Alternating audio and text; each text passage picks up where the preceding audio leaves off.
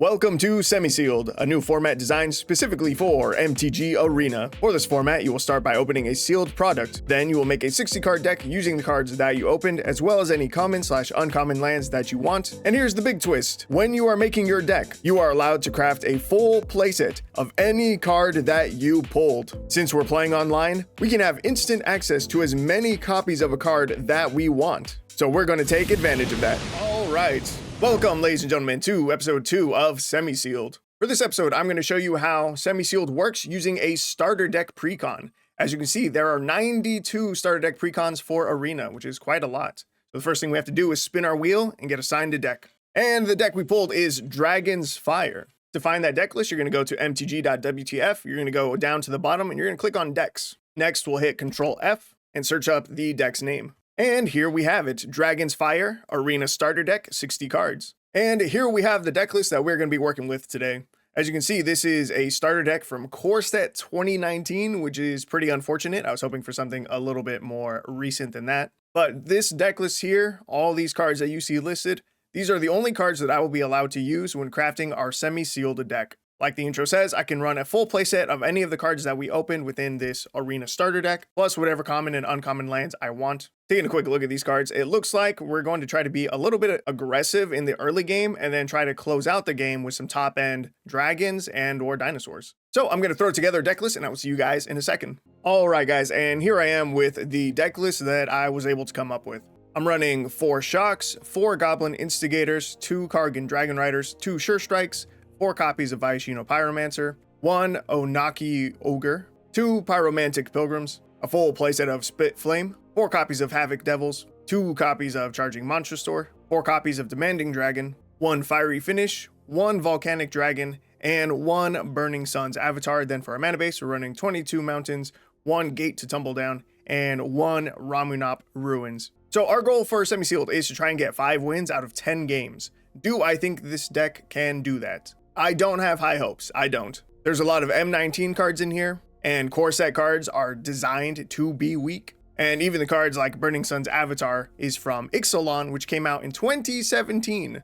It is currently 2025. That is 8 years of power creep that has been introduced to the game since this card was printed. On top of that, we did not have access to any draw cards or even like card advantage type of cards, like exile the top 2 of your library you can play until end of turn. No effects like that, and we have 0 ramp. So I did what I could to add a bunch of removal into the deck, right, with a full playset of Spit Flame and Shock, and throw in a bunch of early game creatures, so that way we have blockers and can survive long enough to build up mana and draw into our top end, which hopefully will carry us to victory. So can we get 5 wins? Anything's possible. Anyway, let's hop into some matches and see how this deck can do. All right, not a great first game. I think I need to add some more lands into the deck. I'm gonna cut one of the Ogres and one of the Pyromantic Pilgrims, and then we'll go up 2 Mountains. And then hopefully we won't have as many mana issues going forward. Opponent's gonna play a Wrathful Red Dragon. We miss another land drop, and you know what? I'm just gonna scoop there. We're gonna call it. That is ridiculous. I'm gonna go up to 27 lands.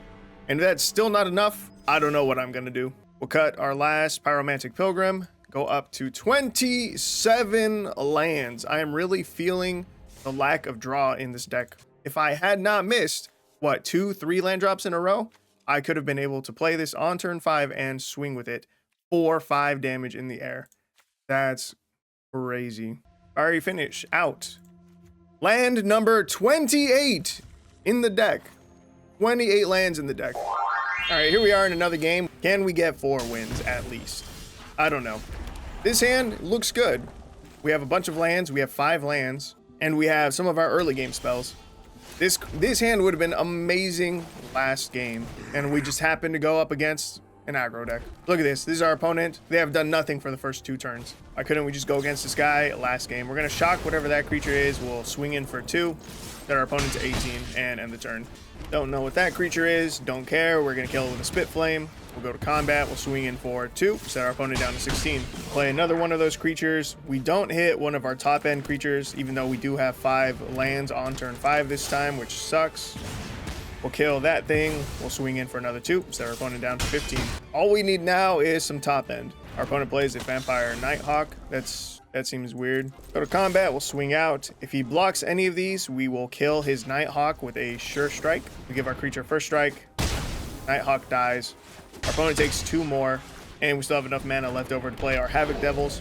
Opponent plays a Spell Brood Stalker. 5 mana, 3/4 flying lifelink. When this creature enters, choose target opponent. Secretly choose a creature or planeswalker that player controls. That player sacrifices a creature or planeswalker of the choice and sacrifices the chosen permanent. I'll get rid of the token. Naturally, he chose my big guy. Top deck a mountain, which is not what we want to see here, and we pass. Our opponent's going to abrade our Dragon Rider, so that will die. We'll swing in for 3 here. We'll take 3, go down to 16. They gain 3 life. They go up to 16. Top deck a Volcanic Dragon, which is actually a nice pickup. And we have enough mana to pay for Spit Flame, so we can bring one of those back out of our graveyard. Swing in for 5. We set our opponent down to 11. This is going to be close. He has 2 cards in hand. We only have 1, and he knows what it is. He's going to cast a Windcrag Siege, 3 mana enchantment. When it enters, choose Mardu or Jeskai. Let's see which one he chooses. Mardu. If a creature attacking causes a triggered ability of a permanent you control to trigger, the ability triggers an additional time. We're going to Spit Flame his Stalker. We'll go to combat. We'll swing 5. Our opponent down to 9. We have 2 burn just lying in wait with our Ramunap Ruins. We can sacrifice the land to deal 2. Opponent plays a Perforating Artist, 3/2 Death Touch with Raid. I have Charging Monstrosaur. I will swing everything in. He has to block the Monstrosaur to not die here. Right? That's 3, 4, 5, 6, 7, 8. Oh, or he can just not block and then take the L. That works for me too. All right, well, that is our 3rd victory with the deck, but unfortunately that was our 9th game. So can we get our deck up to a 40% win rate? All right, here we are in game number 10. We are going first. We have 2 lands in hand. That is it. We have a 49% chance to top deck more.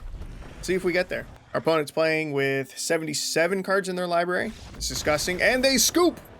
We did it. Did I have fun in the match? Sure.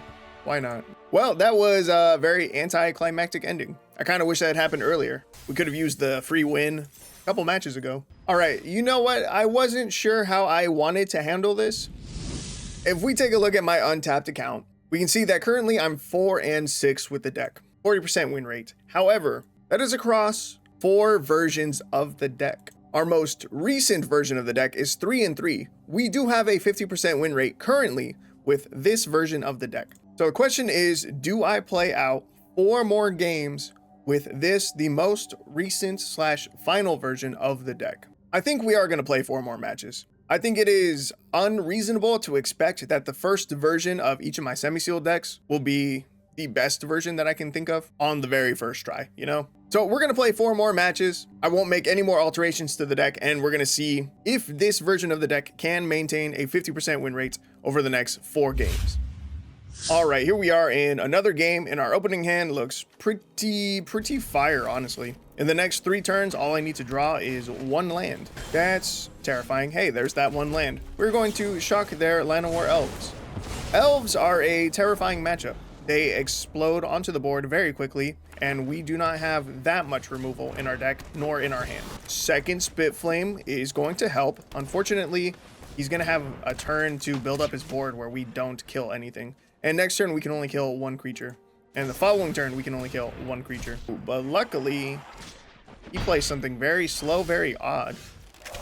Played a Heritage Reclamation. 2 mana instant, and he used it to exile up to 1 target card from a graveyard to draw a card.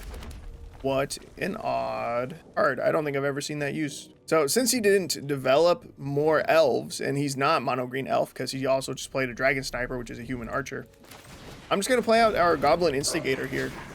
We'll have 2 1/1s to contest his 2 1/1s. I have no idea what he's playing. Doubling Season, interesting. So he's doing something with tokens. Question is what? I think we'll go to combat here. We'll swing both of our Goblin Instigators. I didn't think he would trade. I am going to Spit Flame his Mana Dork. We're going to kill the Llanowar Elves. And I'm going to hope that whatever tokens he was planning to make, it gets delayed by a turn. He does find Forest, number 5. Oroboroid. That's a little bit bigger than we can kill. That's concerning. Well, I'll swing in for 2. He actually blocks with the Oroboroid. That is ballsy. Why would you take that risk? We now get to kill that with Spit Flame, which is awesome for us. Why would you not just take the 2 damage? It's 2 damage. All right, he's going to Giant Growth, his Dragon Sniper, swinging for 6. We go down to 10, kind of concerning.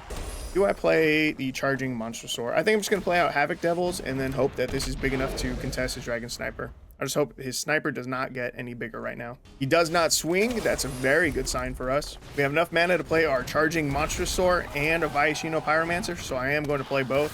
Probably should have held the Pyromancer until second main phase, but that's fine. We're going to swing in with the Devils and the Charging Monstrosaur.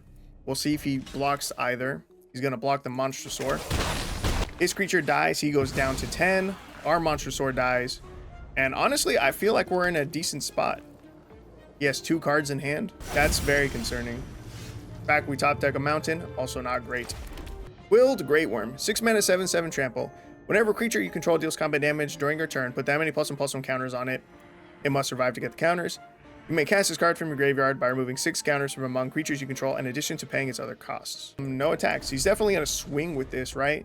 We know he has a Giant Growth. If he swings this and we don't block, oh, we could have just died, but it looks like he did not have a pump spell. He instead played out a Primeval Bounty, 6 mana enchantment. Whenever you cast a creature spell, create a 3/3 green beast creature token. Whenever you cast a non-creature spell, put 3 +1/+1 counters on target creature you control. Landfall, whenever land you control enters, gain 3 life. Top deck of Viashino Pyromancer, not one of the big top end creatures we were hoping to see.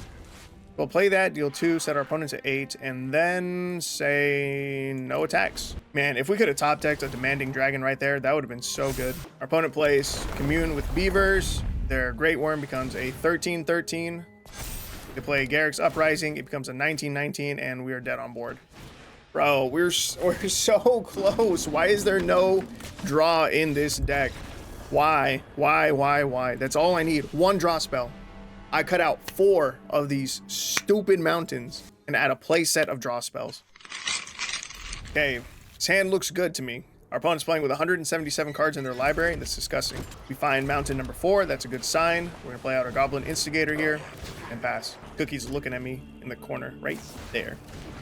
Right there. One of our things died. I'm gonna swing in for 1. We hold up our shock and end. Opponent's gonna play into Johnny's Welcome. It's gross. I don't like that card. We have no 4-drop to play, which really sucks. Like really sucks. We'll swing in for 1, set our opponent to 18. Next turn we can drop a Charging Monstrosaur, but unless our opponent taps out right now, I think it's just gonna die. They play Grim Tutor. That's a good sign. With 1 black mana available, they're not gonna have a way to kill the Charging Monstrosaur. Not that I'm aware of. So they take 3 from the Grim Tutor. Monstrosaur is gonna be able to connect for 5, which is kind of nuts. So we're gonna play that out. We'll swing in for 6 total damage, set our opponent down to 9, end the turn. They're gonna have to kill the Monstrosaur like right now. They're going to exile it with Borrowed Time. Fine. I don't love it, but it's fine. How much damage do we have in hand? 3, 4, 5, 6. We could set our opponent down to 3 this turn. Ooh, Volcanic Dragon is flying in haste. I'm gonna play out the Volcanic Dragon. We're gonna swing in for 5. We set our opponent down to 4. If our Goblin survives and they don't have a blocker, we can use Sure Strike to connect for 4 damage. All right, he scoops. All right, that game was weird. I don't know what our opponent's game plan was, but we got there, and I will take it. All right, we are 4-4 with this version of the deck.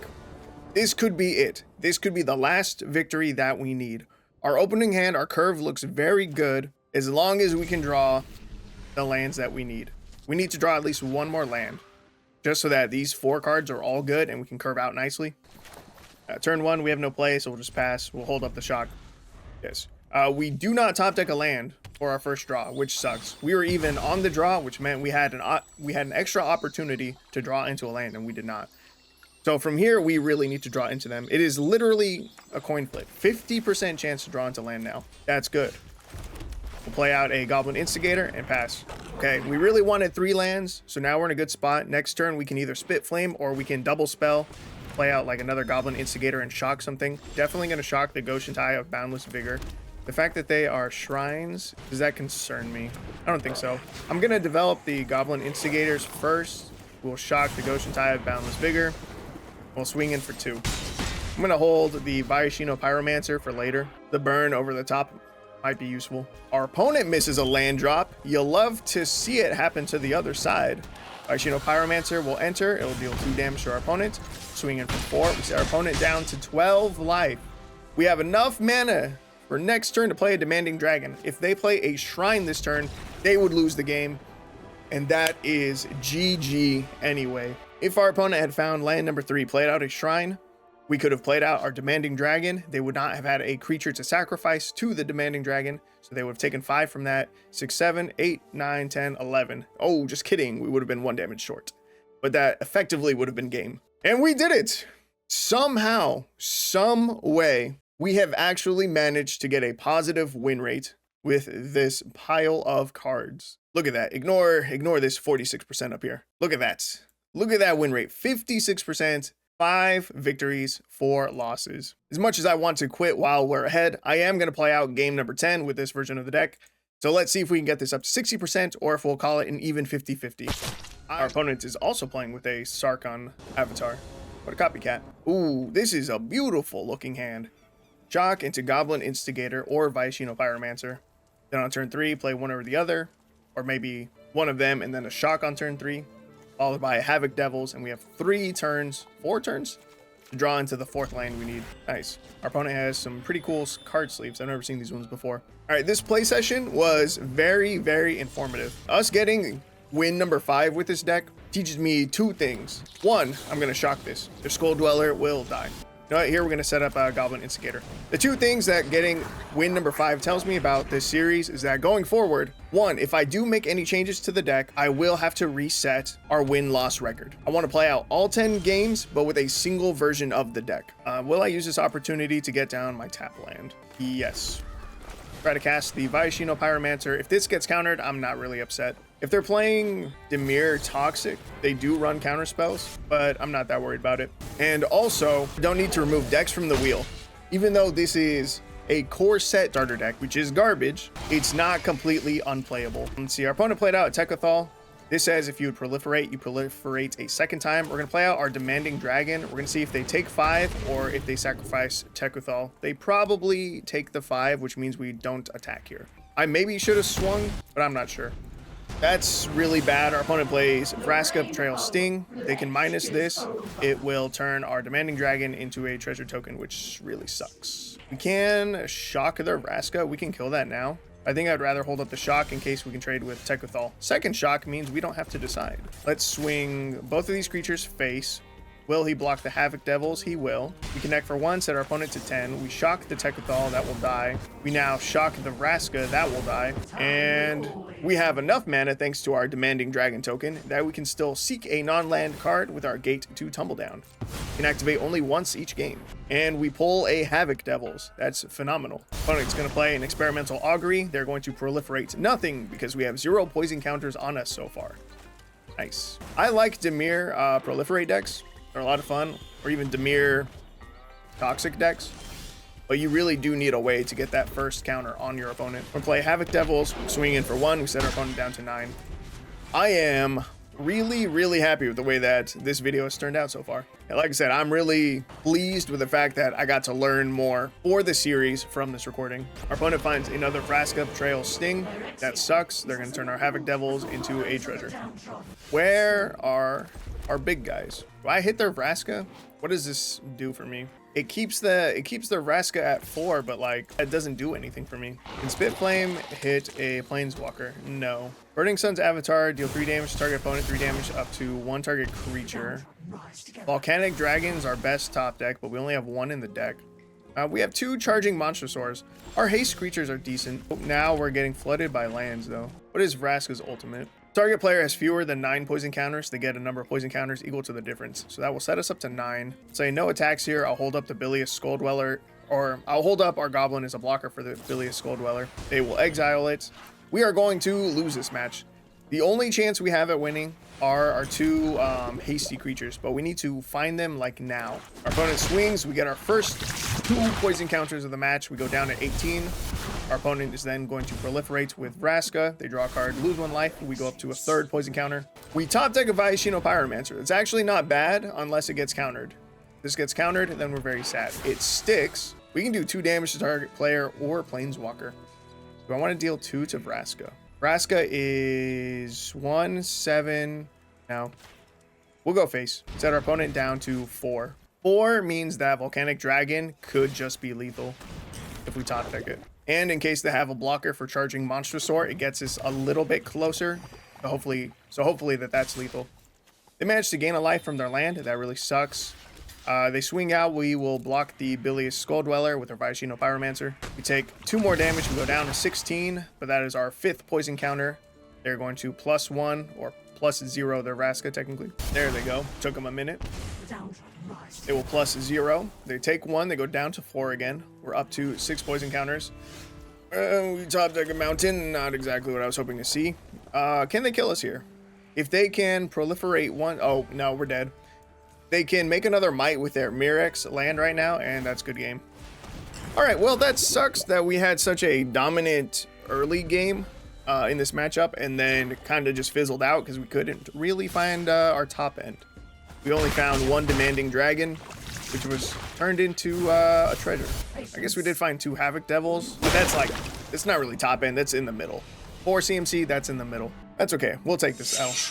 All right, guys, and here we are back on my untapped count again. We went 6 and 8 over all 4 versions of the deck, but that doesn't matter. The final version that we built, version number 4, we went 5 and 5. We did manage to hit our goal of maintaining a 50% win rate. This deck had a 75% win rate on the play and only a 33% on the draw. That's a pretty big difference, but it's also not surprising that we did better on the play than on the draw. Most decks do. This play session was very interesting, very informative. Even though I wasn't thrilled to get the Dragon's Fire Arena starter deck because it is a 4-set 2019 starter deck, learning that it technically can still be made viable is very good. So now I know I don't need to remove these decks from our wheel. So that's good, gives us more options. 2, this play session let me know that if I make changes to the deck, we do need to reset our win-loss ratio. And that makes a lot of sense. Honestly, it's only fair to the deck that if we make a change, it should be improving the deck. So why would the improved version not be given its chance to win 5 out of 10 games? And thirdly, this let me know that I might really have to experiment with these deck lists. I